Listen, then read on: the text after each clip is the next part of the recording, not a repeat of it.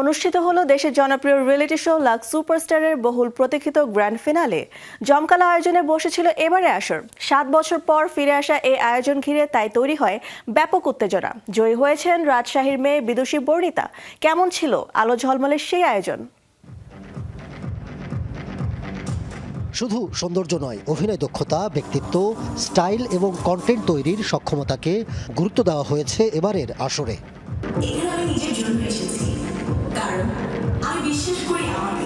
চূড়ান্ত পর্বে লড়াইয়ে অংশ নেন 5 প্রতিযোগী। বর্ণিতা ছাড়াও ছিলেন চট্টগ্রামের আমিনা ইসলাম, খুলনার নুসরাত আফরিন, ইয়মুনা, ঢাকার তিস্তা পাল এবং পাবনার নাজা নাওয়ার বিনতে নুরুন।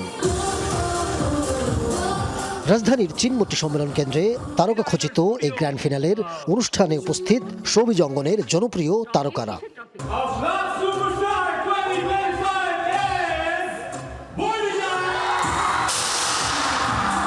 5 জনের মধ্য থেকে সেরা সুন্দরীর মুকুট অর্জন করেন বর্ণিতা।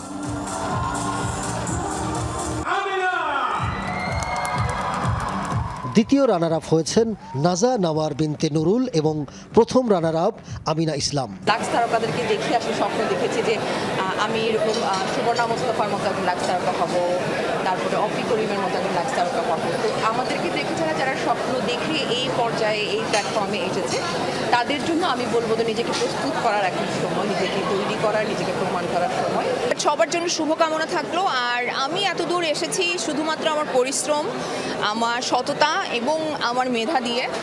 এই 3টা থাকা জরুরি এবং মানে এইটার চর্চাটা যদি সারা জীবন করে যাওয়া যায় তাহলে ডেফিনেটলি সে অনেক দিন লাস্ট করবে। তারা খুব লাকি যে এত দারুণ একটা প্ল্যাটফর্ম, আমি বলবো বাংলাদেশের সবচেয়ে বড় platform for any common girl to showcase their talent and beauty.